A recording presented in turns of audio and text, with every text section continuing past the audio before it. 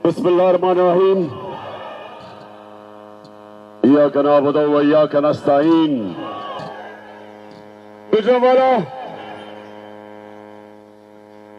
आज मैं सारा दिन आपके शहर में हूंगा और अपने गुजरावाला के बाशऊर शहरियों से मैं आज आपको आगे आने वाले वक्त का रास्ता दिखाऊंगा। गुजरावाला, ये याद रखना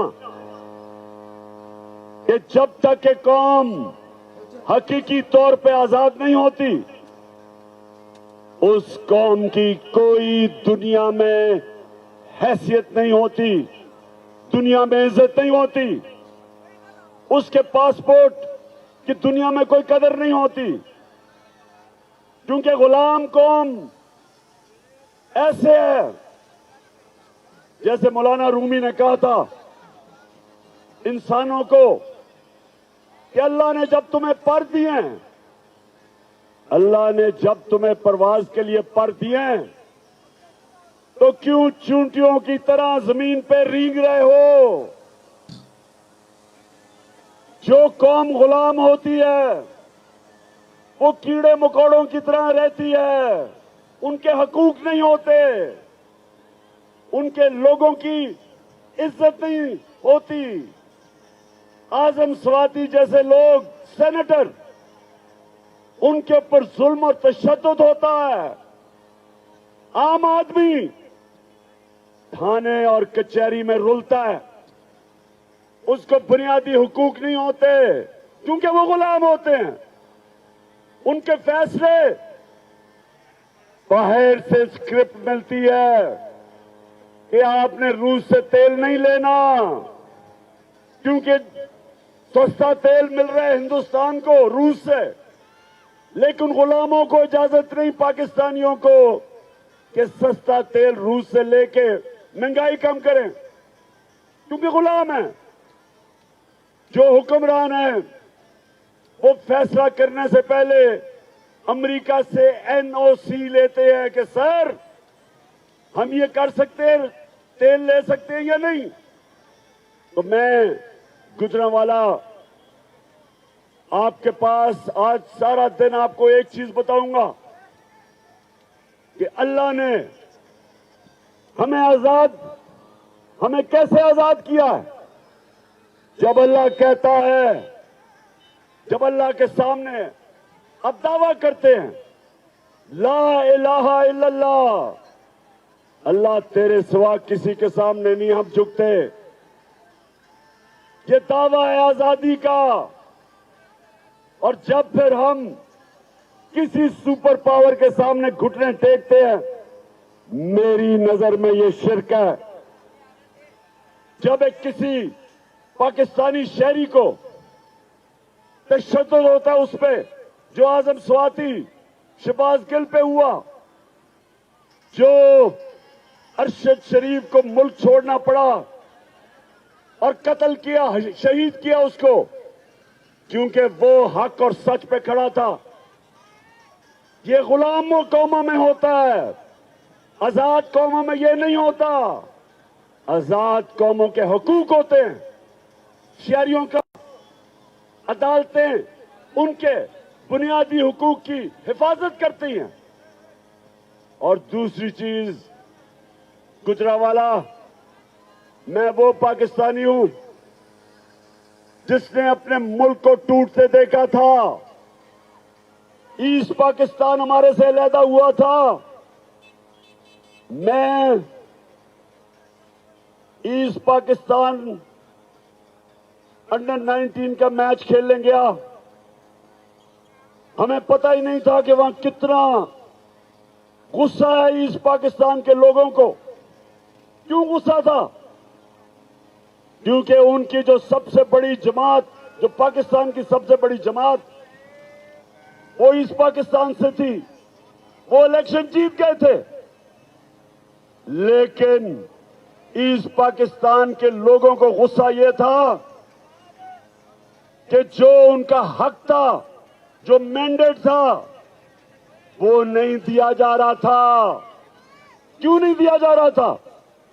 क्योंकि यहां एक सियासतदान, उसने साजिश की, अपनी कुर्सी के लिए उसने ईस्ट पाकिस्तान की पार्टी जो इलेक्शन जीत गई थी, उनको हक नहीं दिया कि जो उनका हक था कि जब इलेक्शन जीते तो उनको क़यादत करनी चाहिए थी। वो उस सियासतदान ने पाकिस्तान की फौज को उस पार्टी के खिलाफ खड़ा कर दिया और नतीजा ये हुआ कि पाकिस्तान टूट गया, हमारा मुल्क आधा हो गया। आज फिर ये जो लंदन में बैठा हुआ भगोड़ा है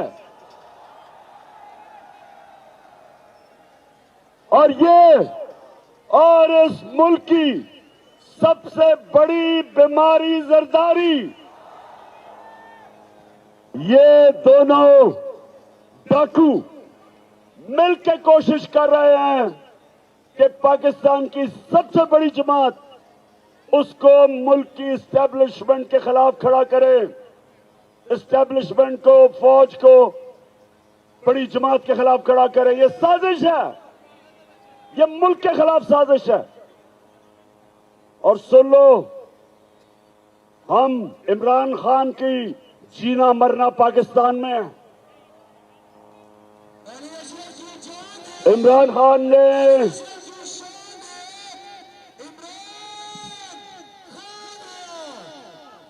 सुन लो गौर से, मेरे ऊपर कोई 30 FIR काट चुके हैं, दहशतगर्दी का केस मेरे ऊपर कर चुके हैं। मेरे ऊपर वो एक इनका शरीफ खानदान का घर का पालतू नौकर, चीफ इलेक्शन कमिश्नर, वो अलहदा मेरे पे केस कर रहा है। उसको तो खैर मैंने अदालत के अंदर लेके जाना है और 10 अरब का हर्जाना करूंगा इस बदनीयत आदमी के खिलाफ। ये सब मिलके, ये सारे मिलके एक इनका मकसद है कि किसी तरह ये चोर ऊपर मुसल्लत हो जाएं और पाकिस्तानी फौज को टाकरा करवाएं। पाकिस्तान की सबसे बड़ी जमात और वाहिद जमात जो एक फेडरल पार्टी है, जो मुल्क को इकट्ठा रख सकती है, इनकी तो खानदानी जमातें सुकड़ के छोटी छोटी जमातें रह गई हैं। ये तो थोड़ी, मैं चैलेंज करता हूं कि जब भी नवाज शरीफ तुम वापस आओ और इलेक्शन लड़ो, मैं चैलेंज करता हूं तुम्हारे हल्के में जाके तुम्हें हराऊंगा। और जरदारी तुम और तुम्हारा देसी विलायती बेटा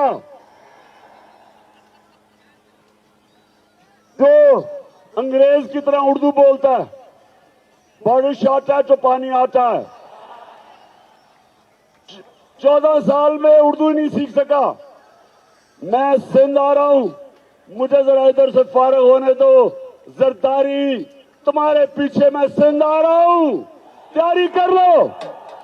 सिंध के लोगों को सबसे ज्यादा आजादी की जरूरत है, सबसे ज्यादा जुल्म सिंध के लोगों के ऊपर है।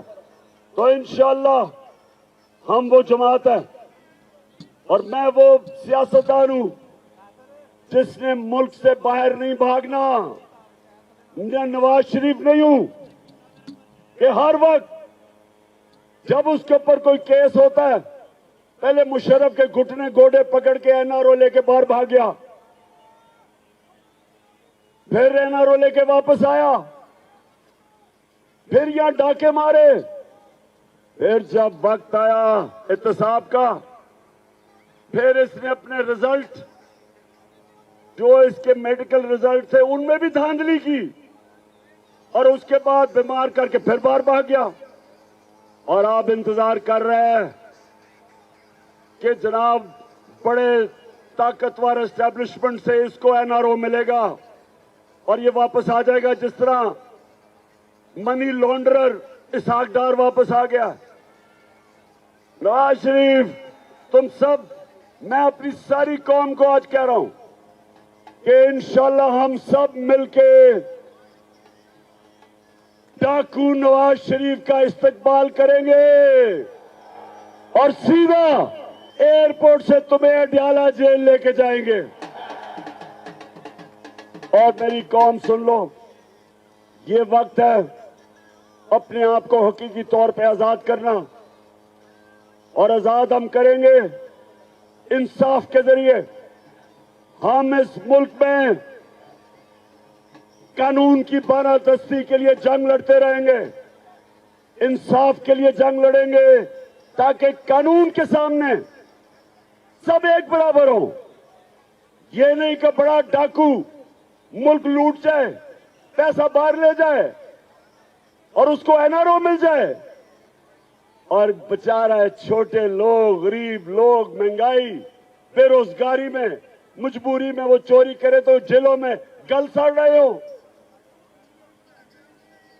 हजरत अली रज़ियल्लाहु ताला ने फरमाया था, कुफर का निजाम चल जाएगा लेकिन जुल्म और नाइंसाफी का निजाम नहीं चल सकता। पाकिस्तानियों, यह निजाम नहीं चल सकता। इसको बदल के लिए हमने इसको बदलना है। जब कहते हैं कि कौन बचाएगा पाकिस्तान, इमरान खान नहीं बचाएगा, आप बचाएंगे पाकिस्तान को।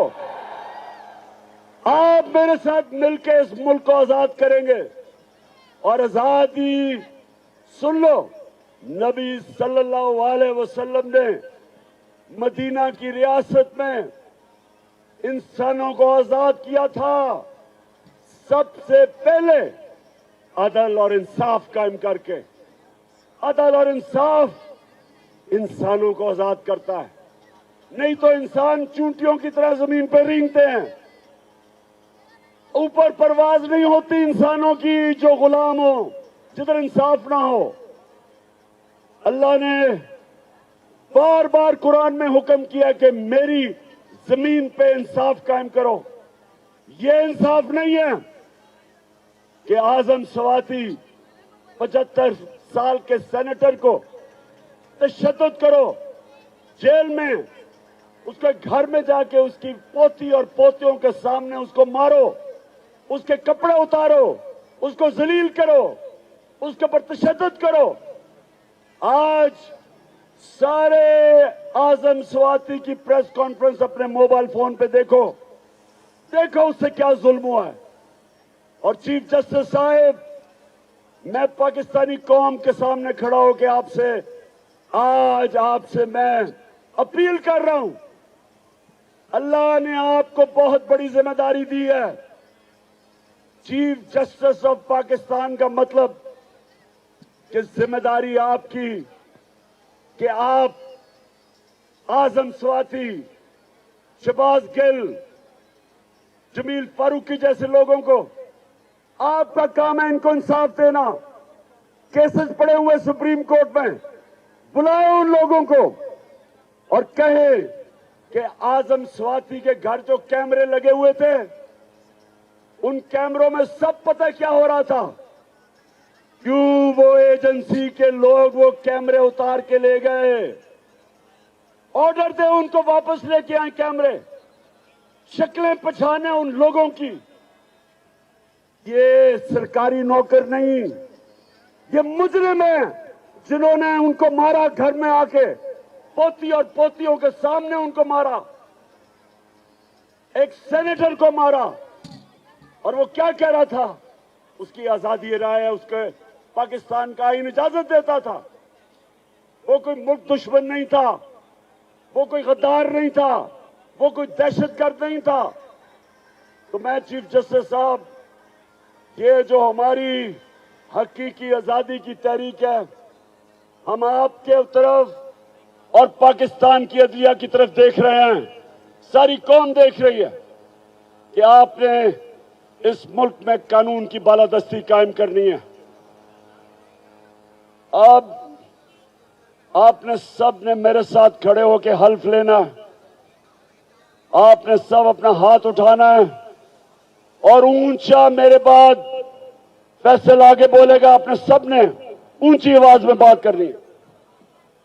जी शुरू करते हैं। बिस्मिल्लाहिर्रहमानिर्रहीम। हम हल्फ उठाते हैं कि हम पाकिस्तान के आइन की हमेशा पासदारी करेंगे।